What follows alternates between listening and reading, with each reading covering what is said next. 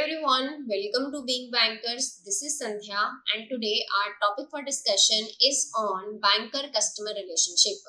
Before moving towards our topic, I want to inform you that if you are preparing for JIB exam, then you can enroll for our courses in which you will be getting full course videos. Link आपको जो है description box में provide है and आप ये जो QR code आपको दिख रहा है आप इसको भी scan करके you will be able to get the information. So if you want to enroll, you can. तो स्टार्ट करते हैं फिर आज का session. Okay, so today's topic is about banker customer relationship. तो बैंकर कस्टमर रिलेशनशिप जानने से पहले हम सबसे पहले ये जो दो टर्म्स हैं यहाँ पे हमें देखने को मिल रही हैं, एक है बैंकर, एक है कस्टमर. दोनों का इंडिविजुअली मीनिंग जानते हैं. ठीक है कि बैंकर मीन्स व्हाट या banking means what and customer means what. ठीक है, बैंक की अगर मैं डेफिनेशन की बात करूं in layman's language, banking means what. Bank हमें पता है कि बैंक क्या करते हैं, बैंक एक्सेप्ट करते हैं डिपॉजिट्स, है ना. लोगों से जो डिपॉजिट्स हैं वो एक्सेप्ट करते हैं. For what purpose? Deposits accept करते हैं सो दैट कि वो या तो आगे लेंड कर पाए या फिर इन्वेस्ट कर पाए फॉर इन्वेस्टमेंट पर्पस, है ना. एंड व्हेनेवर डिमांड अराइजेस उन्होंने ये जो डिपॉजिट्स हैं ये रीपे करने हैं. रीपेबल होंगे ऑन डिमांड.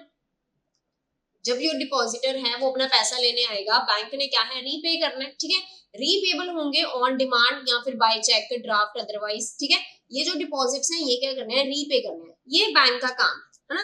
ये बेसिकली क्या है, बैंक का काम है. यहाँ मैं बात करूं ये बैंक की डेफिनेशन जो है ये प्रोवाइड कर दी है अंडर बैंकिंग रेगुलेशन एक्ट कि जहां पे जो बैंक हैं, बैंक्स एक्सेप्ट करते हैं deposits for what purpose, for lending and investment. And ये जो डिपॉजिट्स हैं they are repayable on demand through cheque, draft और अदरवाइज. ठीक है, सेक्शन ध्यान में रखिएगा. अगर मैं बैंक की डेफिनेशन की बात करूं, एक्ट हमने देख लिया. एक्ट कौन सा है, बैंकिंग रेगुलेशन एक्ट 1949. सेक्शन ध्यान में रखिएगा, इंपॉर्टेंट सेक्शन है सेक्शन 5B.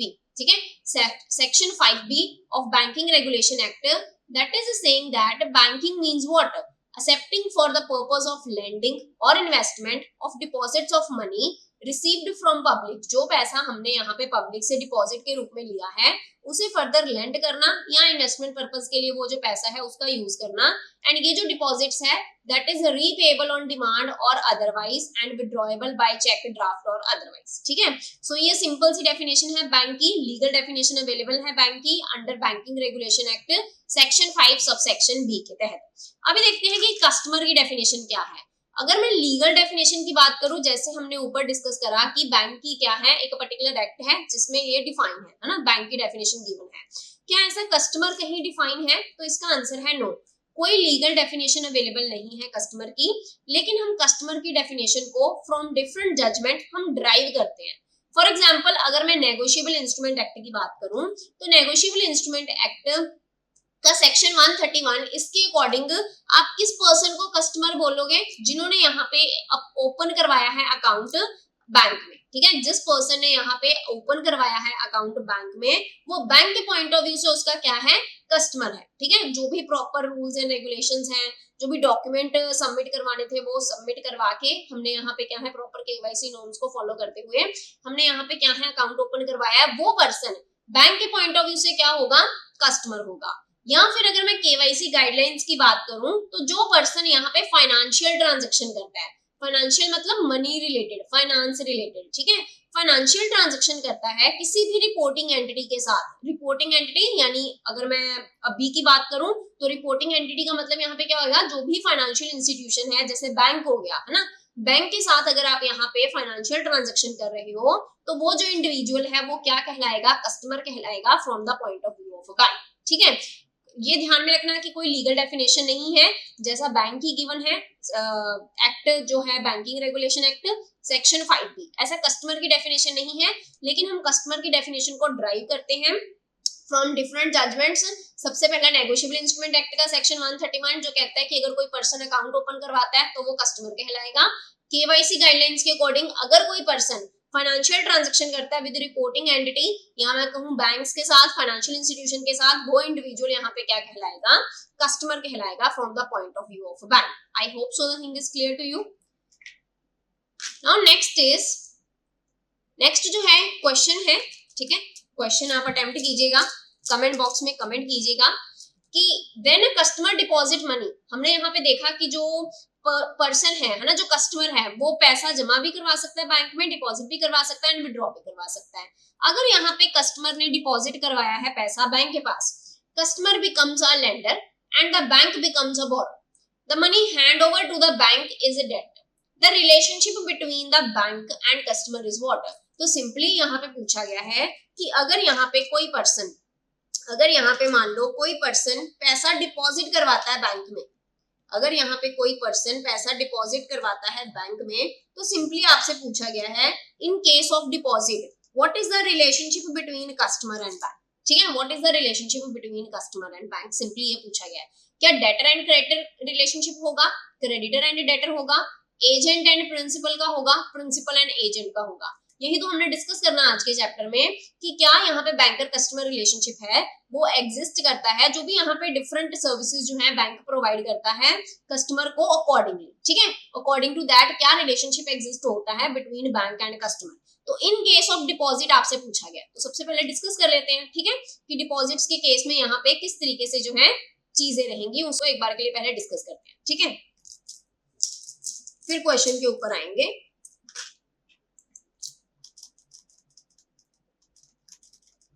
तो यहाँ पे मान लो कि कोई पर्सन है, ठीक है, यहाँ पे मान लो कि कोई पर्सन है ए, ठीक, I guess it's not visible, मान लो कि कोई पर्सन है ए, ठीक है, इन्होंने यहाँ पे क्या करा, इन्होंने बैंक में लेट से 1 लाख रुपीज डिपॉजिट करवाए, लेट से 1 लाख रुपीज जो है डिपॉजिट करवाए कस्टमर ए ने। अभी अगर मैं यहाँ पे बात करूं बैंक के पॉइंट ऑफ व्यू से, बैंक के पॉइंट ऑफ व्यू से ये बैंक की क्या हुई, ये बैंक की हुई लायबिलिटी। हमने पिछले जो सेशंस हैं वहां पे भी डिस्कस करा है कि बैंक के पॉइंट ऑफ व्यू से डिपॉजिट्स या लोन्स जो हैं वो क्या एक्ट करते हैं, क्या वो एसेट एक्ट करते हैं या लायबिलिटी, है ना। अगर यहाँ पे मैं बैंक के पॉइंट ऑफ व्यू से बात करूं, बैंक जो है एक तो डिपॉजिट्स लेते हैं कस्टमर से, है ना, एक जो है लेंडिंग वाला जो फंक्शन है ये परफॉर्म करते हैं। ठीक है, प्राइमरी अगर मैं बात करूं तो ये जो 2 फंक्शन है परफॉर्म करते हैं, इसके अलावा बहुत सारे फंक्शन है जो परफॉर्म करते हैं बैंक से। डिपॉजिट्स बेसिकली क्या है बैंक के पॉइंट ऑफ व्यू से, डिपॉजिट्स हैं बैंक के पॉइंट ऑफ व्यू से लायबिलिटीज। ठीक है, एंड लेंडिंग की अगर मैं बात करूं, लेंडिंग यहाँ पे बैंक के पॉइंट ऑफ व्यू से क्या है, एसेट की तरह एक्ट करती है। ठीक है, लायबिलिटीज मींस कि अगर आज किसी ने डिपॉजिट करवाया है ये बैंक की लायबिलिटी है कि उन्होंने वापस भी करना है। ठीक है, लैंडिंग की अगर मैं बात करूं कि अगर आज बैंक ने लोन दिया किसी कस्टमर को तो वो कस्टमर की लायबिलिटी है कि उन्होंने यहाँ पे जो लोन लिया उसको वापस भी करना है, बैंक ने तो अपना एसेट क्रिएट कर लिया ना। तो डिपॉजिट यहाँ पे क्या एक्ट करते हैं, लायबिलिटी की तरह एक्ट करते हैं बैंक के पॉइंट ऑफ व्यू से, एंड लेंडिंग यहाँ पे एक्ट करती है एसेट की तरह बैंक के पॉइंट ऑफ व्यू से। ठीक है, तो यहाँ पे अगर मैं डिपॉजिट्स की बात करूं, अगर किसी पर्सन ने यहाँ पे 1 लाख रुपीज डिपॉजिट करवाया तो ये बैंक की लायबिलिटी है कि इन्होंने जो 1 लाख रुपीज है ये वापस करना है कस्टमर ए को जब भी ये डिमांड करेंगे। ठीक है, जब भी ये डिमांड करेंगे तो हमें पता है कि जो हमारी लायबिलिटीज है, लायबिलिटीज जो हमारे जो हमारी लायबिलिटीज है उनको हम किस तरीके से डिनोट करते हैं। कस्टमर ए जो है बैंक के पॉइंट ऑफ व्यू से क्या बन जाएगा, कस्टमर ए बैंक के पॉइंट ऑफ व्यू से क्या बन जाएगा, क्रेडिटर बन जाएगा। अभी यहाँ पे वर्ड आया क्रेडिटर, है ना, 2 वर्ड्स जो है हमें देखने को मिलेंगे। पूरा चैप्टर जब हम देखेंगे ना तो हमें यहाँ पे ये जो 2 वर्ड है ये देखने को मिलेंगे, एक क्रेडिटर दूसरा डेटर, एक क्रेडिटर दूसरा डेटर। क्रेडिटर एंड डेटर की अगर मैं बात करूं, अगर आप लोगों ने बैलेंस शीट जो है बैलेंस शीट देखी होगी तो बैलेंस शीट में आपको यहाँ पे इस तरीके से एक तरफ लायबिलिटीज एंड एक तरफ एसेट्स जो है ये देखने को मिलते हैं, है ना। एसेट्स की अगर मैं बात करूं तो एसेट्स में करंट एसेट्स के अंदर आपको देखने को मिलेगा डेटर्स, एंड लायबिलिटीज की अगर मैं बात करूं तो करंट लायबिलिटीज के अंदर आपको देखने को मिलेगा यहाँ पे क्रेडिटर्स, है ना। अभी करंट एसेट्स क्या होते हैं, वो एसेट्स जिनको आप कैश में कन्वर्ट कर लोगे with in a shorter period of time, normally with in a 1 year. And liabilities की अगर मैं बात करूं, करंट लायबिलिटीज वो लायबिलिटीज जिनको आपने पे ऑफ करना है with in a period of 1 year. ठीक है, तो क्रेडिटर आपको लायबिलिटी साइड देखने को मिलते हैं, मतलब ये बिजनेस की लायबिलिटी है कि इन्होंने वापस करना है पैसा जिन जिन से भी लिया है। ठीक है, एंड डेटर्स की अगर मैं बात करूं तो यहाँ पे अगर सेल करा है, गुड्स सेल करी हैं, आफ्टर 3 मंथ्स 6 मंथ्स यहाँ पे पैसा जो है वो मिलेगा, है ना, बिजनेस को एसेट क्रिएट हो गया, तो उसको हम यहाँ पे डेटर्स में कंसीडर करते हैं, ठीक है। तो ये होगी हमारे करंट एसेट, ये होगी करंट लायबिलिटी। आई होप सो ये चीज क्लियर होगी हो। तो यहाँ पे हम बात कर रहे थे डिपॉजिट्स की, है ना। डिपॉजिट्स के केस में अगर मैं बात करूं तो बैंक की ये लायबिलिटी है कि बैंक ने कस्टमर ए का जो पैसा है इसे वापस करना है। तो लायबिलिटीज को किससे डिनोट करते हैं हम? क्रेडिटर्स से, ठीक है। That's why customer a bank के लिए क्या एक्ट करेंगे? As a creditor. And bank क्या एक्ट करेंगे यहाँ पे? कस्टमर के लिए डेटर। बैंक क्या एक्ट करेंगे? डेटर। इनका एसेट क्रिएट हो गया ना, 1 लाख रुपीज जो है डिपॉजिट करवाया बैंक में, कभी भी ले सकते हैं, ठीक है। तो यहाँ पे अगर मैं रिलेशनशिप की बात करूं, आपसे रिलेशनशिप भी पूछा गया था ना, रिलेशनशिप की अगर मैं बात करूं, इन केस ऑफ डिपॉजिट क्या रिलेशनशिप एग्जिस्ट हुआ between bank and customer, debtor creditor, या मैं बात करूं between customer and bank, creditor debtor. आपने क्वेश्चन में देखना है कि क्या सीक्वेंस में आपसे पूछा गया, ठीक है, क्या सीक्वेंस में आपसे पूछा गया। अगर तो पूछा क्वेश्चन में पूछा गया होगा बैंक एंड कस्टमर के बीच में, तो आपने वो ऑप्शन चूज करनी है जहां पे डेटर पहले लिखा हो, क्रेडिटर बाद में। लेकिन अगर आपसे क्वेश्चन में पूछा गया कि what is the relationship between customer and bank in case of deposit, तो आपने वो ऑप्शन चूज करनी है जहां पे क्रेडिटर पहले लिखा गया हो, ठीक है। ये चीज को ध्यान में रखना। आई होप सो क्लियर हो गया हो with the help of this example, ठीक है। तो ये क्वेश्चन के अगर मैं करेक्ट आंसर की बात करूं, करेक्ट आंसर फिर क्या रहेगा? इन केस ऑफ डिपॉजिट्स अगर मैं बात करूं, क्या रिलेशनशिप एग्जिस्ट होता है between bank and customer? It is, हमसे क्या पूछा गया है, what is the relationship between bank and customer. तो बैंक क्या एक्ट करते हैं? डेटर की तरह, एंड कस्टमर क्या एक्ट करते हैं? क्रेडिटर की तरह। तो करेक्ट आंसर क्या रहेगा for question number 1? It is option A, ठीक है। अगर बाकी मैं यहाँ पे डिस्कस करूं कि क्रेडिटर डेटर रिलेशनशिप क्या है, एजेंट प्रिंसिपल, है ना, ये प्रिंसिपल एजेंट रिलेशनशिप क्या है, इसको भी एक बार के लिए डिस्कस कर लेते हैं क्वेश्चन के साथ, ठीक। तो ये मैंने अभी बताया आपको, हमने ये चीज डिस्कस करी कि इन case of deposit, in case of deposit यहाँ पे जो रिलेशनशिप एग्जिस्ट होगा वो क्या रहेगा? जो बैंक है, बैंक एक्ट करेंगे as a debtor and customer act करेंगे एज ए क्रेडिटर। जो मनी यहाँ पे डिपॉजिट करवाई गई है वो कहलाएगा डेट, ठीक है। एंड जो रिलेशनशिप रहेगा between bank and customer, that is of debtor and creditor, ठीक है। I hope so thing is clear to you. ये तो हमने देखा डिपॉजिट के केस में। अभी हम देखते हैं लोन के केस में, ठीक है। अभी हम देखते हैं लोन के केस में। मान लो कि कोई कस्टमर है, ठीक है, ये कस्टमर ने क्या करा, अभी लोन लिया है बैंक से। ये कस्टमर ने क्या करा, लोन लिया बैंक से। कितने का लोन लिया? लोन लिया लेट से 1 लाख रुपीस का, लोन लिया लेट से 1 लाख रुपीस का। अभी कस्टमर ए ने आज की डेट में लोन लिया है बैंक से 1 लाख रुपीस का, तो ये कस्टमर ए जो है, इसकी लायबिलिटी हुई कि इसने 1 लाख रुपीस जो है ये वापस करना है बैंक को। ये इसकी लायबिलिटी हुई कि इसने 1 लाख रुपीस जो है ये वापस करना है बैंक को। लायबिलिटीज आप किससे डिनोट करते हो? क्रेडिटर्स के साथ। तो बैंक यहाँ पे क्या एक्ट करेंगे? Creditor. And customer a bank के लिए क्या एक्ट करेगा? Debtor. Getting my point? In case of loan, यहाँ पे अगर मैं रिलेशनशिप की बात करूं बिटवीन बैंक एंड कस्टमर, हमें देखने को मिलेगा क्रेडिटर एंड डेटर। अभी कहाँ पे डेटर एंड क्रेडिटर है, कहाँ पे क्रेडिटर एंड डेटर है? I hope so think is clear to you. अगर कंसेप्ट के साथ चलोगे तो आपको भूलेगा नहीं। आप सिंपली ये डायग्राम ड्रॉ करके देख लेना, you will be able to get the answer, ठीक है। तो ये पर्सन ए की लायबिलिटी है, इन्होंने लोन जो है वापस करना है। कस्टमर ए के लिए बैंक क्या एक्ट करेंगे? लायबिलिटीज किससे डिनोट करते हो? क्रेडिटर्स के साथ। एंड बैंक के लिए ए क्या एक्ट करेंगे? एसेट क्रिएट हो गया ना बैंक के लिए। क्यों एसेट क्रिएट हो गया? आज की डेट में इन्होंने पैसा दिया है, फ्यूचर में पर्सन जो है वापस करेगा, ठीक है। तो पर्सन ए बैंक के लिए क्या एक्ट करेंगे? As a debtor. तो in case of loan, in case of loan या एडवांसिंग की अगर मैं बात करूं, what is the relationship between bank and customer? तो क्रेडिटर एंड डेटर, ठीक है।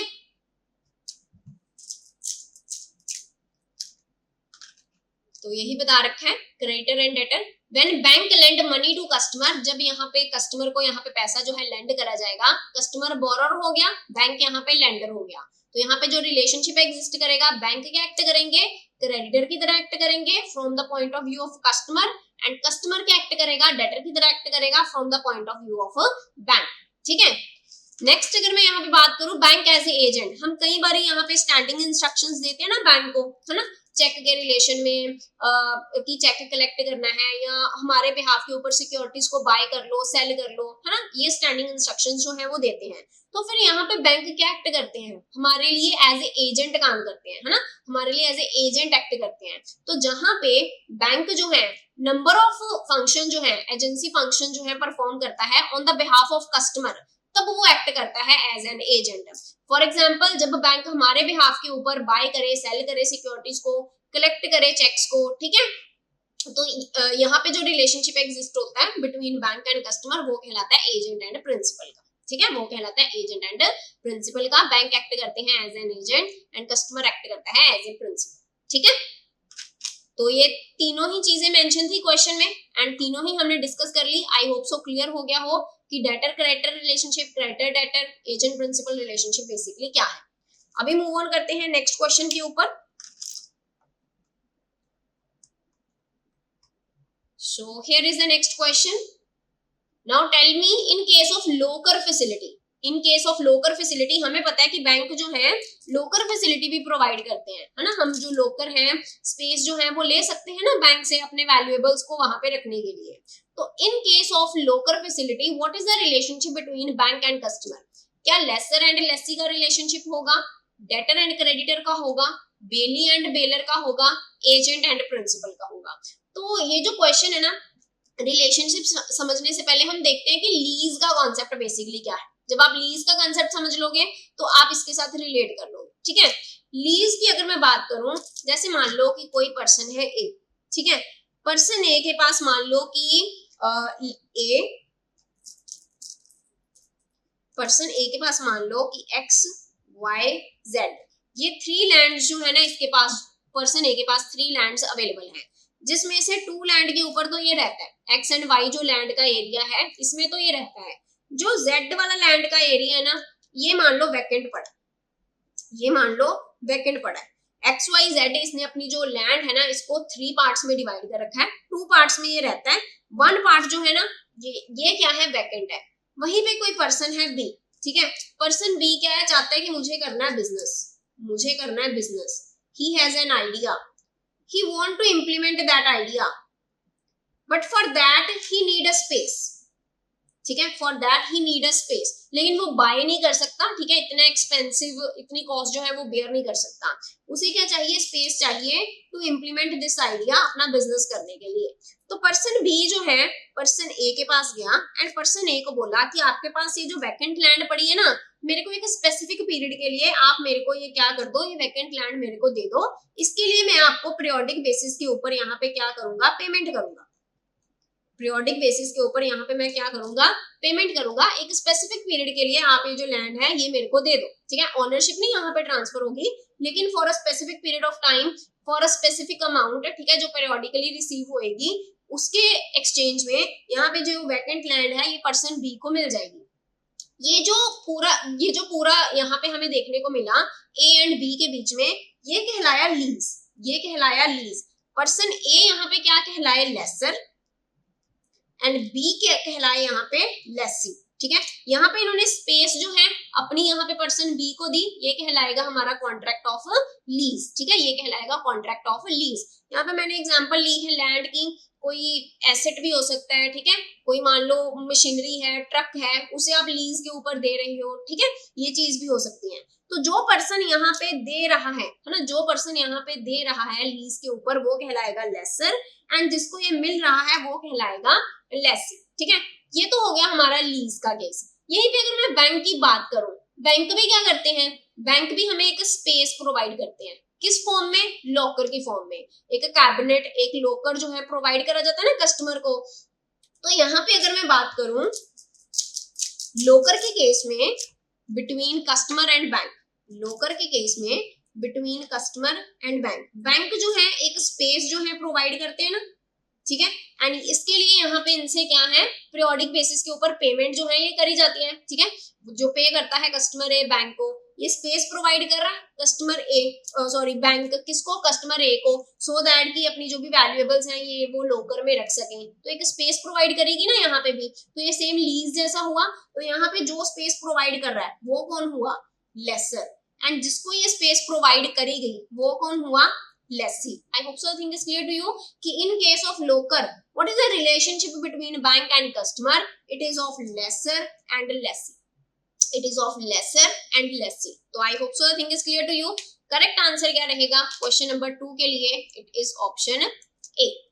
ठीक है, डेटर क्रेडिटर हमने देख लिया. बेलर एंड बेली हम अच्छे से डिस्कस करेंगे with the help of question. इसके साथ रिलेटेड भी क्वेश्चन है, उसको हम डिस्कस करेंगे. ठीक है, लेटर ऑन जब वो क्वेश्चन आएगा, ये जो बेलर एंड बेली रिलेशनशिप है फिर हम डिटेल में डिस्कस करेंगे. एजेंट एंड प्रिंसिपल हमने ऑलरेडी डिस्कस कर लिया. ठीक है, now move on to next question. तो ये मैंने आपको समझा दिया ऑलरेडी कि लीज फाइनेंसिंग बेसिकली क्या है, जहां पे दो पार्टीज हमें देखने को मिलती हैं, एक लेसर एक लेसी. जैसे यहाँ पे इन्होंने अपना जो एसेट है, ट्रक जो है, ये लीज के ऊपर दिया, लीज एग्रीमेंट हुआ, मिनिमम यहाँ पे जो पेमेंट है वो करी जाएगी लेसर को पीरियोडिक बेसिस के ऊपर. ठीक है, तो ये कहलाता है हमारा कॉन्ट्रैक्ट ऑफ लीज.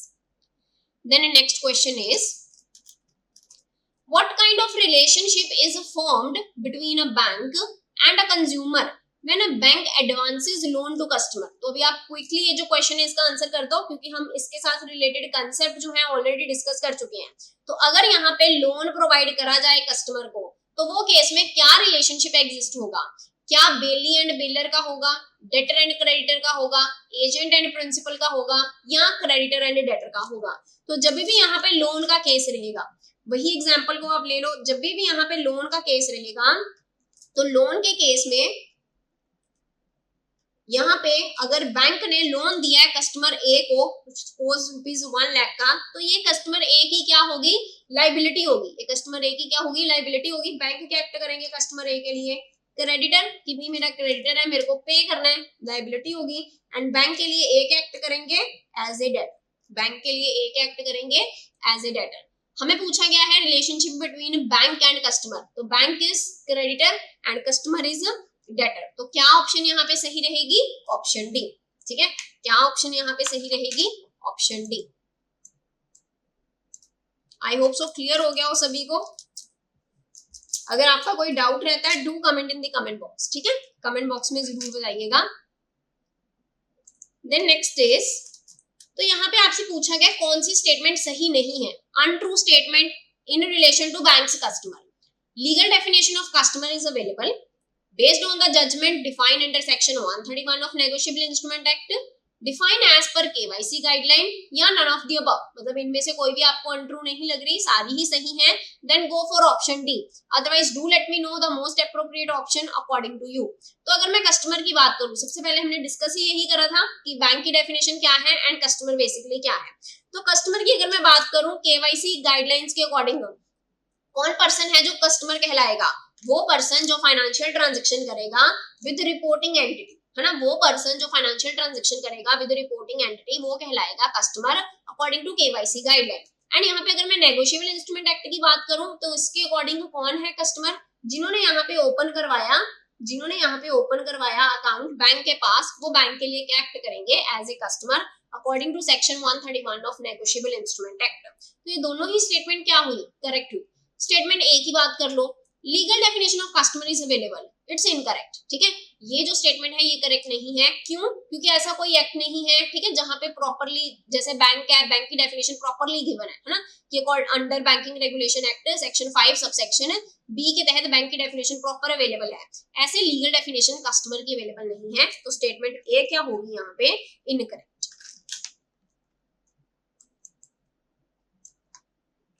ठीक है, तो करेक्ट आंसर क्या रहेगा for question number 4? It's option A. Then next question is what is the role of a banker? What is the role of a banker when he collect cheque और pay premium on behalf of his customer?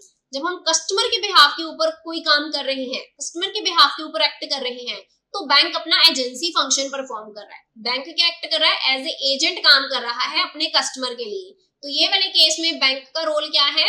As an agent. ठीक है, debtor क्या है? Creditor क्या है? Investor जो invest करता है किसी प्रोजेक्ट में, किसी शेयर्स में, वो कहलाता है इन्वेस्टर. ठीक है, एंड एजेंट जो कस्टमर के बिहाफ के ऊपर जो है फंक्शंस परफॉर्म करता है, वो कहलाता है एजेंट. तो जब यहाँ पे बैंक कस्टमर के बिहाफ के ऊपर चेक कलेक्ट कर रहे हैं, पे कर रहे हैं प्रीमियम कस्टमर के बिहाफ के ऊपर, तो वो एक्ट कर रहे हैं एज ए एजेंट. तो करेक्ट आंसर क्या रहेगा क्वेश्चन नंबर 5 के लिए?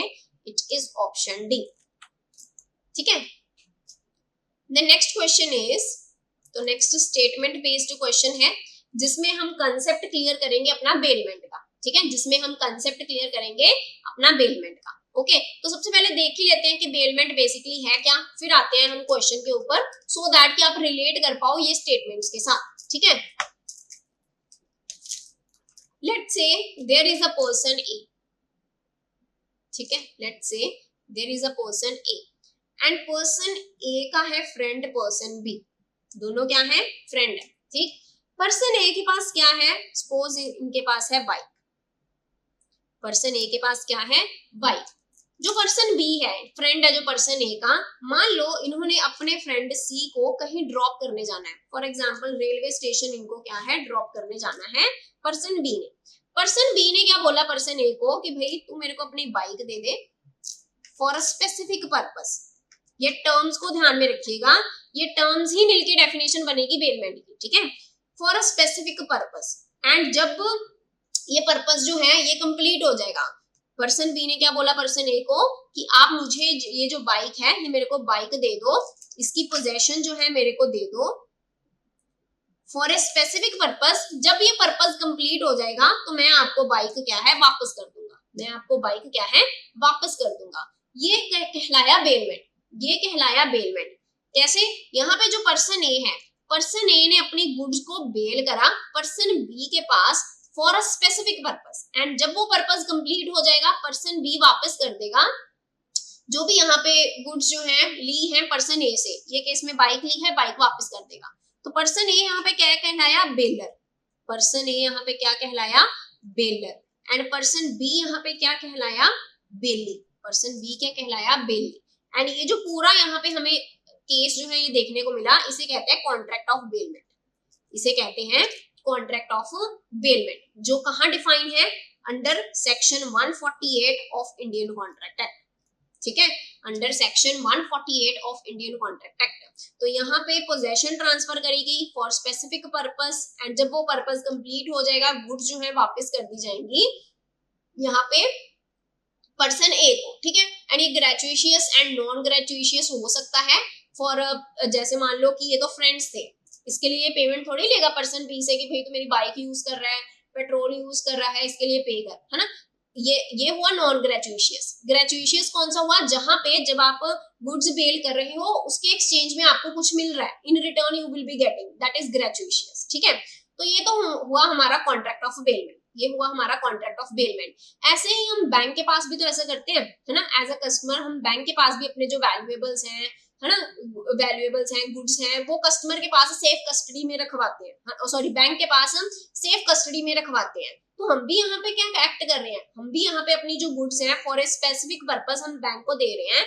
जब वो पर्पस कंप्लीट हो जाएगा हम जो गुड्स हैं वो वापस ले लेंगे, है ना। मान लो आपने जो है प्रॉपर्टी के पेपर या कोई ज्वेलरी या कुछ ऐसा बैंक के पास रखवाया, है ना, शेयर जो है मान लो कुछ ऐसा आपने बैंक के पास रखवाया कि जब लेट्स से कि आपने अपनी डॉटर के लिए रखवाया कि जब डॉटर की एज जो है 18 ईयर की हो जाएगी फॉर हायर स्टडीज, तब मैं ये जो अपनी जो गुड्स हैं ये वापस लेके, है ना, वो पर्पस के लिए यूज करूंगा। तो यहाँ पे पोजेशन ट्रांसफर करेगी फॉर स्पेसिफिक पर्पस, जब वो पर्पस कंप्लीट हो जाएगा गुड्स जो है यहाँ पे वापस ले ली जाएंगी। ये कहलाया बेलमेंट। तो हम बैंक के साथ भी तो ऐसा करते हैं, वो केस में कस्टमर क्या हुआ, बेलर हुआ, एंड बैंक क्या हुआ, बेली हुआ। ठीक है, so this is bailment, this is bailment. अब थोड़ा सा डिस्क्रिप्शन देख लेते हैं इसका।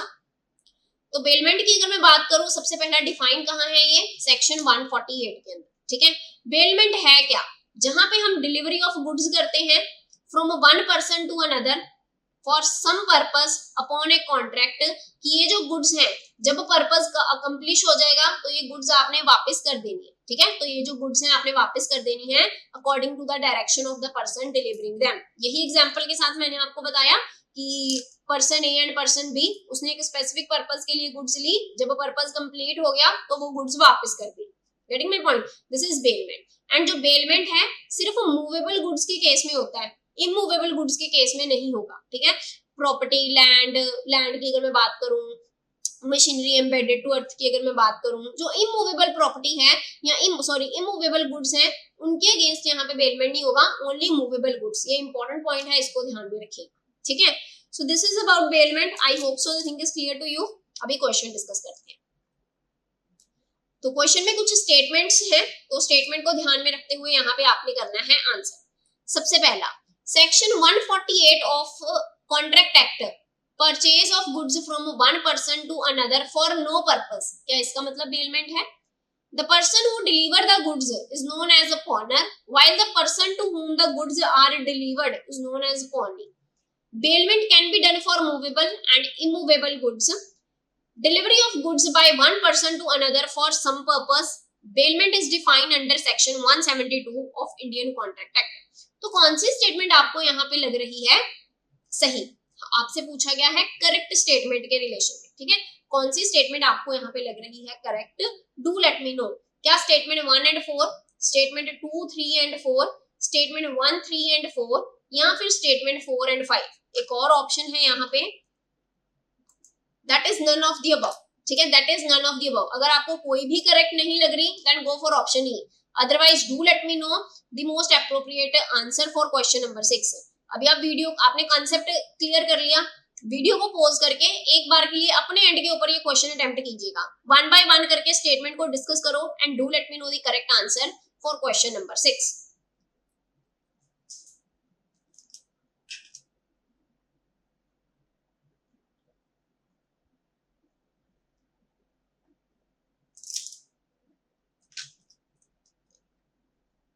तो डिस्कस करें, ठीक है, वन बाय वन करके। सबसे पहला, सेक्शन 148 जो है कॉन्ट्रैक्ट एक्ट का, ये डेफिनेशन बताता है बेलमेंट की, नो डाउट, ठीक है? एंड वो डेफिनेशन क्या है हमने डिस्कस करी नीचे, जहां पे डिलीवरी ऑफ गुड्स रहता है from one person to another for some purpose. जब पर्पस अकम्प्लिश हो जाएगा, गुड्स क्या कर देनी है? वापस कर देनी है, ठीक है? लेकिन यहाँ पे क्या लिखा है? Delivery of goods for no purpose. तो इस वजह से ये जो स्टेटमेंट है ये क्या होगी? इनकरेक्ट। एक स्पेसिफिक पर्पस रहता है, एक स्पेसिफिक पर्पस है जिसकी वजह से गुड्स जो है डिलीवर करी जाएंगी। जब पर्पस कंप्लीट हो जाएगा तो गुड्स रिटर्न कर दी जाएंगी, ठीक है? जो पर्सन डिलीवर करेगा गुड्स वो कहलाता है पॉनर, जो डिलीवर करेगा भाई वो कहलाता है बेलर। हम बेलमेंट की बात कर रहे हैं, वो कहलाता है बेलर, एंड जिसको डिलीवर करी जाती है वो कहलाता है बेली। तो ये भी स्टेटमेंट क्या होगी? इनकरेक्ट। प्लेज की अगर मैं बात करूं, जब हम प्लेज जो है, प्लेज के केस में जो रिलेशनशिप हमें देखने को मिलता है वो रहता है पॉनर एंड पॉनी का, ठीक है? बेलमेंट के केस में रहता है बेलर एंड बेली का, बेलमेंट के केस में रहता है बेलर एंड बेली का, ठीक है? Bailment can be done for movable and immovable, it's incorrect. हमने डिस्कस करा अभी कि मूवेबल के केस में ही होता है, इमूवेबल के केस में नहीं होता। फोर्थ स्टेटमेंट क्या है? Delivery of goods by one person to another for some purpose. ये स्टेटमेंट क्या है? सही है ना? कि एक पर्सन से दूसरी जगह जो दूसरे पर्सन को जो डिलीवरी ऑफ गुड्स है ये हमें देखने को मिलता है in case of bailment. Bailment is defined under 172। No, bailment कहाँ डिफाइंड है? 148। 172 के अंदर क्या डिफाइन है आपका? प्लेज। कौन सी डेफिनेशन गिवन है? प्लेज की डेफिनेशन गिवन है, ठीक है? So this is about bailment. I hope so the thing is clear to you. तो अगर मैं यहाँ पे करेक्ट आंसर की बात करूं तो बेसिकली क्या रहेगा? यहाँ पे फोर्थ जो स्टेटमेंट है वो करेक्ट है, तो यहाँ पे कहीं भी फोर्थ स्टेटमेंट का जिक्र नहीं है। तो अगर मैं करेक्ट आंसर की बात करूं from question point of view, it's none of the above, क्योंकि हमें ऑप्शन में अकेला फोर्थ स्टेटमेंट नहीं गिवन, फोर्थ के साथ फिफ्थ भी गिवन है, ठीक है? तो फिफ्थ स्टेटमेंट इनकरेक्ट है, दैट्स व्हाई करेक्ट आंसर की अगर मैं बात करूं तो क्या रहेगा? It's option E. अदरवाइज अगर हमें अकेला गिवन होता ऑप्शन में statement 4, then that is the correct answer, ठीक है? Then next question is, a credit voucher for ₹49,000 favoring Vanshika was wrongly posted to Shubham by the bank. The relationship established with Shubham is of what? तो हमने यहाँ पे credit करना था किसका account? Vanshika का अकाउंट क्रेडिट करना था, लेकिन गलती से किसका अकाउंट क्रेडिट कर दिया? शुभम का कर दिया, ठीक है? तो इसको एक एग्जांपल के साथ समझते हैं। जैसे मान लो बैंक है, बैंक ने यहाँ पे क्रेडिट करना था किसका अकाउंट? वंशिका का अकाउंट, ठीक है? बैंक ने यहाँ पे पैसा ट्रांसफर करना था वंशिका के अकाउंट में, ठीक है? बैंक के लिए वंशिका क्या थी? क्रेडिटर थी, एंड वंशिका के लिए बैंक क्या थे? डेटर थे। इन्होंने क्रेडिट करना था अकाउंट वंशिका का, ठीक। लेकिन यहाँ पे क्या हुआ? यहाँ पे ये जो क्रेडिट वाउचर है ये गलती से चला गया शुभम के अकाउंट में, ठीक है, ये जो क्रेडिट वाउचर है गलती से पोस्ट कर दिया शुभम के अकाउंट के साथ, तो यहाँ पे गलती से हुआ है, ठीक है, इसके अकाउंट में पैसा गया है, शुभम के अकाउंट में पैसा गया है, वो उसका था नहीं, तो उसकी लायबिलिटी बनी ना कि उसने वापस करना है बैंक को, तो बैंक शुभम के लिए क्या एक्ट करेंगे, क्रेडिटर एक्ट करेंगे कि जो पैसा गलती से यहाँ पे गया है उसको इन्होंने वापस करना है, क्योंकि इसकी लायबिलिटी है कि इसने वो पैसा वापस करना है। तो शुभम क्या करेगा, वो जो पैसा है बैंक को वापस करेगा, एंड बैंक शुभम के लिए क्या एक्ट करेंगे, क्रेडिटर, एंड शुभम बैंक के लिए क्या एक्ट करेगा, डेट। ठीक है, तो यहाँ पे जो रिलेशनशिप स्टेब्लिश्ड होगा वो बेसिकली क्या रहेगा, क्रेडिटर एंड डेटर का, वो बेसिकली क्या रहेगा, क्रेडिटर एंड डेटर का। तो करेक्ट आंसर यहाँ पे क्या है, ऑप्शन बी। करेक्ट आंसर यहाँ पे क्या है, option B.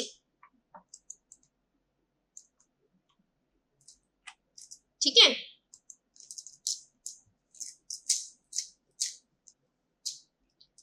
now move on to next question. So there is a relationship in the execution of a standing directives known as what? तो जब भी standing instructions दी जाती हैं कस्टमर की तरफ से बैंक को, तो वो केस में जो रिलेशनशिप रहता है वो कौन सा रहता है, वो रहता है एजेंट एंड प्रिंसिपल का, वो रहता है एजेंट एंड प्रिंसिपल का। ठीक है, then next is, so next question is, आपने बताना है कौन सी स्टेटमेंट इनकरेक्ट है। ठीक है, कौन सी स्टेटमेंट इनकरेक्ट है।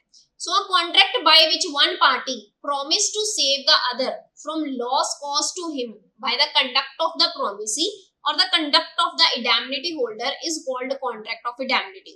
तो बेसिकली ये जो क्वेश्चन है ये कॉन्ट्रैक्ट ऑफ इंडेमनिटी के साथ रिलेटेड है। तो सबसे पहले हम डिस्कस कर लेते हैं कि कॉन्ट्रैक्ट ऑफ इंडेमनिटी है क्या। ठीक है, सो दैट कि आप ये जो स्टेटमेंट्स हैं उनके साथ रिलेट कर पाओ। ठीक, तो कॉन्ट्रैक्ट ऑफ इंडेमनिटी की अगर मैं बात करूं, जैसे मान लो कोई पर्सन है ए, ठीक है, पर्सन ए ने क्या करा, पर्सन ए ने बैंक से बनवाया डिमांड ड्राफ्ट, बैंक से बनवाया डीडी, सपोज ₹50,000 का। ठीक है, बैंक से बनवाया इन्होंने डीडी। ये जो डिमांड ड्राफ्ट है ये डिमांड ड्राफ्ट लेके जा रहे थे अपने घर। ठीक है, ये जो डिमांड ड्राफ्ट है ये डिमांड ड्राफ्ट लेके जा रहे थे अपने घर। रास्ते में ये डिमांड ड्राफ्ट क्या हो गया, लॉस्ट। रास्ते में ये डिमांड ड्राफ्ट क्या हो गया, लॉस्ट हो गया। पर्सन ए जो है गया बैंक के पास, बैंक को बोला कि भाई आपने जो डिमांड ड्राफ्ट मेरे को इशू करा था 50,000 का वो हो गया लॉस्ट, आप कृपया मेरे को डुप्लीकेट डिमांड ड्राफ्ट इशू कर दो। ठीक है, आप मेरे को डुप्लीकेट डिमांड ड्राफ्ट इशू कर दो। तो बैंक बोलेंगे ठीक है, मैं आपको डुप्लीकेट डिमांड ड्राफ्ट जो है ये तो मैं इशू कर दूंगा। मान लो कि अगर कोई और पर्सन है, ये डिमांड ड्राफ्ट जिसको भी मिला होगा उसने आके प्रेजेंट कर दिया बैंक में, तो मेरा तो लॉस हो जाएगा यहाँ पे, है ना, मेरा तो लॉस हो जाएगा अगर किसी और ने यहाँ पे आके प्रेजेंट कर दिया ये वाला डिमांड ड्राफ्ट, आपको तो मैं डुप्लीकेट डिमांड ड्राफ्ट इशू कर दूं। ठीक है, तो ये केस में बैंक क्या कहता है, बैंक लेता है एक अश्योरेंस। ठीक है, बैंक लेता है एक अश्योरेंस। ठीक है, बॉन्ड साइन करवाएगा किनसे, कस्टमर ए से। कस्टमर ए से बॉन्ड साइन करवाएगा कि भाई अगर मुझे लॉस हुआ, अगर मुझे लॉस हुआ आपकी वजह से या किसी थर्ड पार्टी की वजह से, अगर मुझे लॉस हुआ due to this duplicate demand draft जो मैं आपको भी इशू कर रहा हूँ, ठीक है, इसकी वजह से अगर मुझे लॉस हुआ या तो आपकी वजह से या किसी थर्ड पार्टी की वजह से, तो वो लॉस का जो वो लॉस की जो रिस्पॉन्सिबिलिटी होगी वो किसकी होगी, वो आपकी होगी। ठीक है, एंड इस तरीके का जो कॉन्ट्रैक्ट है या इस तरीके का जो बॉन्ड है बैंक साइन करवाता है ये कहलाता है इंडेमनिटी बॉन्ड। ये कहलाता है इंडेमनिटी बॉन्ड। ठीक है, ये कहलाता है इंडेमनिटी बॉन्ड। एंड ये कहाँ डिफाइन है, ये डिफाइन है section 124 of Indian contract act. ठीक है, बेलमेंट कहाँ डिफाइन था, आप कमेंट बॉक्स में बताइएगा क्विकली, बेलमेंट कहाँ डिफाइन था, हमने अभी पिछले क्वेश्चन में डिस्कस करा है, जल्दी से जल्दी उसका सेक्शन बताइएगा। तो 124 जो है इंडियन कॉन्ट्रैक्ट एक्ट का, यहाँ पे डिफाइन है आपका इंडेमनिटी के बारे में। ठीक है, and 125 of Indian contract act, इसमें हमें देखने को मिलते हैं राइट्स। किसके राइट्स, इंडेमनिटी होल्डर के। किसके राइट्स, इंडेमनिटी होल्डर के राइट। अभी यहाँ पे इंडेमनिटी होल्डर कौन हुआ, ठीक है, यहाँ पे इंडेमनिटी होल्डर कौन एक्ट करेंगे, बैंक एक्ट करेंगे। कौन एक्ट करेंगे, बैंक एक्ट करेंगे एज ए इंडेमनिटी होल्डर। ठीक है। यहाँ पे ये पर्सन जो है ये कहलाया इंडेमनीफायर, क्योंकि हम बात कर रहे हैं ना कॉन्ट्रैक्ट ऑफ इंडेमनिटी की, ये कहलाया इंडेमनीफायर, ठीक है। जो पर्सन यहाँ पे प्रॉमिस कर रहा है, या आप इसको प्रॉमिसर भी बोल सकते हो, ठीक है।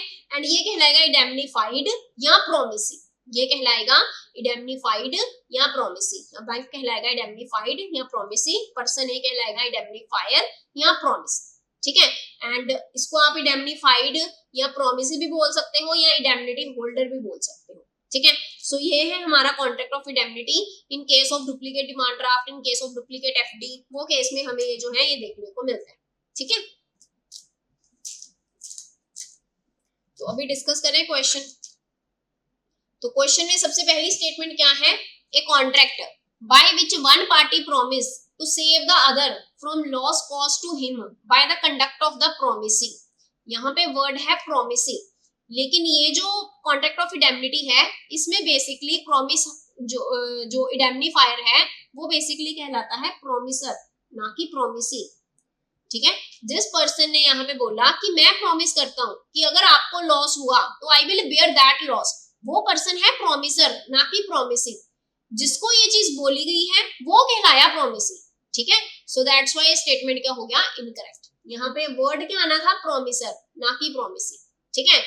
और the conduct of indemnity holder, indemnity holder के पास तो भाई राइट है, इंडेमनिटी होल्डर के पास तो ये राइट है कि वो जो है अपना लॉस जो है रिकवर करवा सकते हैं, ठीक है। तो यहाँ पे पार्टी गलत लिखी हुई है, दैट्स व्हाई ये स्टेटमेंट क्या हो गया, ये डेफिनेशन जो है इंडेमनिटी की ये क्या होगी, इनकरेक्ट, ठीक। इन contract of indemnity the liability of indemnifier is secondary, secondary नहीं है, प्राइमरी लायबिलिटी है उसकी, कि उसने कॉन्ट्रैक्ट साइन करा है, ठीक है, उसने इंडेमनिटी बॉन्ड साइन करा है कि अगर आपको लॉस हुआ तो मैंने बेयर करना है, ठीक है। प्राइमरी लायबिलिटी है, ना कि secondary. Right of indemnity holder is defined under section 124, तो 124 के अंदर तो भाई डेफिनेशन गिवन है। अगर मैं राइट की बात करूं कि क्या क्या राइट है इंडेमनिटी होल्डर के, वो डिफाइन है सेक्शन 125 के अंदर, वो डिफाइन है सेक्शन 125 के अंदर। हम डिस्कस करते हैं अभी कि क्या क्या राइट है इंडेमनिटी होल्डर के, बेसिकली अपना कॉस्ट को रीइंबर्स कर सकते हैं, है ना, ये सारे हम डिस्कस करेंगे अभी। इन contract of indemnity the liability of indemnifier, in contract of indemnity the liability of indemnifier is primary, ये सही है, इंडेमनीफायर की लायबिलिटी प्राइमरी है, ना कि सेकेंडरी, ठीक है। इंडेमनीफायर बोल लो या प्रोमिसर बोल लो, one and the same thing. तो यहाँ पे स्टेटमेंट जो 4 है सिर्फ वही करेक्ट है, बाकी सारी स्टेटमेंट यहाँ पे क्या है, इनकरेक्ट, ठीक है। तो ऑप्शन की अगर मैं बात करूं तो ऑप्शन में हमें स्टेटमेंट 4 कहीं भी नहीं गिवन है, तो करेक्ट आंसर क्या रहेगा, इट्स ऑप्शन ई, ठीक है, नन ऑफ द अबव। अगर अकेला स्टेटमेंट 4 लिखा होता तो वो करेक्ट आंसर रहता। अभी डिस्कस कर लेते हैं, थोड़ी सी डेफिनेशन इसकी डिस्कस करते हैं। तो कॉन्ट्रैक्ट ऑफ इंडेमनिटी बेसिकली है क्या, एक ऐसा कॉन्ट्रैक्ट जहां पे एक पार्टी प्रॉमिस करती है कि अगर आपको लॉस हुआ मेरी वजह से या किसी थर्ड पार्टी की वजह से तो वो लॉस मैं बेयर करूंगा, ठीक है। कौन से सेक्शन के तहत, section 124 of Indian contract act 1872। यहाँ पे ये जो रिलेशनशिप है हमें देखने को मिलता है डुप्लीकेट डिमांड ड्राफ्ट के केस में, डीडी के केस में, ठीक है। राइट क्या क्या है इंडेमनिटी होल्डर के, ये डिफाइन कहाँ है, सेक्शन 125 में, ठीक है। सेक्शन 125 में क्या क्या राइट है इंडेमनिटी होल्डर के, या बैंक के, या प्रोमिसी के, या इंडेमनीफाइड के, one and the same thing. तो क्या क्या राइट है, जितने भी डैमेजेस हुए वो रिकवर करेगा अपने, ठीक है। जितने भी डैमेजेस हुए ड्यू टू इंडेमनीफाइड मैटर वो जो है अपने रिकवर कर सकता है। जो भी उसने कॉस्ट यहाँ पे बेयर करी, लीगल सूट फाइल करा, है ना, जो भी यहाँ पे कॉस्ट उसने बेयर करी वो रीइंबर्स करी जाएगी यहाँ पे प्रॉपरली, रिकवर करेगा जो भी यहाँ पे सम उसने पे करा है under a compromise in case of indemnifier's order, ठीक है। तो वो केस में यहाँ पे जो भी उसने सम पे करा है वो उसे यहाँ पे वापस मिलेगा। तो ये राइट है इंडेमनिटी होल्डर के। आई होप सो इंडेमनिटी क्या है, इंडेमनिटी बॉन्ड क्या है, ये चीज क्लियर हुई, ठीक है। Now move on to next question. यहाँ पे बेसिकली पूछा गया है what is meant by principle of utmost good faith in banker customer relationship. Utmost good faith का मतलब यहाँ पे क्या है कि हमने ऑनेस्टली, फेयरली, बिना कोई बायसनेस के साथ कस्टमर के साथ डील करना है, ठीक है। That is basically utmost good faith. तो यहाँ पे स्टेटमेंट डिस्कस करते हैं। सबसे पहला, the customer must trust the banker completely with their finances. The banker must act honestly and fairly in all dealing with the customer. The banker has the right to use the customer's fund for their own benefit. तो कौन सी statement आपको correct लग रही है? ठीक है, मुझे नहीं लगता किसी को कोई डाउट होगा। करेक्ट आंसर क्या है यहाँ पे? ऑप्शन बी, कि जो बैंक है, बैंक ने ऑनेस्टली एंड फेयरली डील करना है अपने कस्टमर के साथ, that is basically known as utmost good faith. ठीक है, then next is in banking which relationship occur in transaction of issue of duplicate demand draft FD. In these cases the person availing the facility will compensate the other for any loss arising from wrong excess payment. ठीक है, तो basically यहाँ पे बात किसकी करी गई है? इंडेमनिटी की बात करी गई है। एंड हमने यहाँ पे बताना है कि इस कंटेक्स्ट में कौन सी स्टेटमेंट करेक्ट है। ठीक है, कौन सी स्टेटमेंट करेक्ट है। बाकी ये जो सारी लिखा गया है जस्ट फॉर कंफ्यूजन पर्पस, कि आप कंफ्यूज हो जाओ कितना बड़ा जो क्वेश्चन है हमें गिवन है। सिंपली आपसे पूछा गया है कि इंडेमनिटी के केस में यहाँ पे जो है कौन सी स्टेटमेंट करेक्ट है। ठीक है, तो देखते हैं। सबसे पहला, bank is indemnified and customer is indemnifier. Second one, bank is indemnifier and customer is indemnified. Third one, bank is indemnity holder and customer is indemnifier. Bank is agent and customer is principal. D option तो आप eliminate ही कर दो ना, D option तो eliminate ही होगी। Indemnity के केस में हमें एजेंट प्रिंसिपल ये तो रिलेशनशिप नहीं देखने को मिलता। इंडेमनिफायर इंडेमनिफाइड ये रिलेशनशिप जो है देखने को मिलता है ना। तो मैंने आपको बोला कि जो पर्सन है यहाँ पे, अगर मैं अपनी एग्जांपल जो है उसको दोबारा से रिकंसीडर करूं, तो कस्टमर ए की बात कर रहे थे एंड बैंक की बात कर रहे थे हम लोग, है ना। कस्टमर ए को मैंने बोला कि आप बोल सकते हो प्रोमिसर, क्योंकि प्रॉमिस कर रहे हैं ना वो कि अगर मेरी वजह से लॉस हुआ, तो कस्टमर ए को बोल सकते हो आप प्रॉमिसर एंड बैंक को आप बोल सकते हो प्रॉमिसी। कस्टमर ए को आप बोल सकते हो इंडेमनिफायर एंड बैंक को बोला जाएगा यहाँ पे इंडेमनिफाइड। ठीक है, कस्टमर ए को आप यहाँ पे कस्टमर ए जो है यहाँ पे इंडेमनिफाइड हो गया, यहाँ प्रोमिसर हो गया। बैंक यहाँ पे प्रोमिसी या इंडेमनिफाइड, या बैंक को यहाँ पे आप इंडेमनिटी होल्डर भी बोल सकते हो, इंडेमनिटी होल्डर। ठीक है, आई होप सो क्लियर होगी हो पार्टीज। तो भी बताओ कौन सी स्टेटमेंट करेक्ट है? Bank is indemnified and customer is indemnifier, ये स्टेटमेंट क्या होगी? Correct. Bank is indemnifier and customer is indemnified, opposite लिख रखा है, incorrect statement. Bank is indemnity holder and customer is indemnifier, ये भी स्टेटमेंट क्या है? करेक्ट है। तो दो स्टेटमेंट करेक्ट है, A and C. Correct answer क्या रहेगा अकॉर्डिंग टू आवर ऑप्शंस और क्वेश्चन? यहाँ पे करेक्ट आंसर क्या रहेगा, या most appropriate one, it's option E. ठीक है, both A and C. Then next question is, next question में आपसे पूछा गया है कि आपने बताना है कि कौन सा यहाँ पे करेक्ट स्टेटमेंट है, मैच करना है करेक्टली कॉलम ए को कॉलम बी के साथ। ठीक है, कॉलम ए को कॉलम बी के साथ। तो सबसे पहला है स्टैंडिंग इंस्ट्रक्शन। स्टैंडिंग इंस्ट्रक्शन के केस में कौन सा रिलेशनशिप एग्जिस्ट होता है? एजेंट एंड प्रिंसिपल का, एजेंट एंड प्रिंसिपल का इन केस ऑफ स्टैंडिंग इंस्ट्रक्शन। ठीक है, डिपॉजिट्स इन द बैंक, ये केस में हमें जो रिलेशनशिप है जो देखने को मिलता है between bank and customer, that is of debtor and creditor. ठीक है, लोन के केस में अगर मैं बात करूं, यहाँ पे क्रेडिटर एंड डेटर, लोन के केस में यहाँ पे हमें देखने को मिलता है creditor and debtor. And safe custody के केस में बेलर एंड बेली, बेल करते हैं goods, after specific period of time जो गुड्स है वो वापस ले ली जाती है। बेलर एंड बेली रिलेशनशिप हमें देखने को मिलता है बैंक एंड कस्टमर के बीच में। लोन की केस की अगर मैं बात करूं, तो यहाँ पे कस्टमर जो है बैंक के लिए डेटर की तरह एक्ट करेंगे एंड बैंक जो है कस्टमर के लिए क्रेडिटर की तरह एक्ट करेगा। ठीक है, तो यहाँ पे करेक्ट ऑप्शन क्या रहेगी? पहले का सेकंड, ए का सेकंड, ये ऑप्शन है ना, ये ऑप्शन है। एंड बी का 1, सी का 3, तो ऑप्शन बी यहाँ पे क्या है? करेक्ट है। ऑप्शन बी यहाँ पे क्या है? करेक्ट है। तो अब वैसे इसको एलिमिनेशन के साथ भी कर सकते थे, जैसे हमें पहले का पता चल गया कि ए का क्या है सेकंड, इसके बारे में तो हम शॉर्ट है कि स्टैंडिंग इंस्ट्रक्शन के केस में एजेंट एंड प्रिंसिपल हमें जो रिलेशनशिप है वो देखने को मिलता है ना। तो बाकी सारे ऑप्शन किसी में भी हमें ए के साथ सेकंड का मैच नहीं देखने को मिल रहा, तो बाकी तो आपने ऑलरेडी एलिमिनेट कर दी। ठीक है, तो यहाँ पे ऑप्शन बी बची। ठीक, तो यहाँ पे करेक्ट आंसर की अगर मैं बात करूं तो क्या रहेगा? It's option B. ठीक है, तो ये लास्ट क्वेश्चन था आई गेस। ठीक है, आज के सेशन का ये लास्ट क्वेश्चन था। तो इसी के साथ जो आज का सेशन है इसे वाइंड अप करती हूँ। अगर आपको वीडियो अच्छी लगी हो तो वीडियो को लाइक जरूर कीजिएगा। अगर आपकी कोई सजेशन रहती है वीडियो के रिलेशन में, do let me no, I welcome your suggestions. आप कमेंट बॉक्स में जरूर सजेस्ट कीजिएगा, ठीक है। इसी के साथ जो आज का सेशन है इसे वाइंड अप करती हूँ। अगर आपको सेशन अच्छा लगा हो तो सेशन को लाइक जरूर कीजिएगा एंड चैनल को सब्सक्राइब कीजिएगा बीइंग बैंकर्स। वीडियो को शेयर कीजिएगा। अगर आपकी कोई सजेशन रहती है, do let me no, I welcome your suggestion. आप कमेंट बॉक्स में जरूर बताइएगा, ठीक है। तो इसी के साथ जो आज का सेशन है इसे वाइंड अप करती हूँ। सो this is all about today's session. Thank you very much.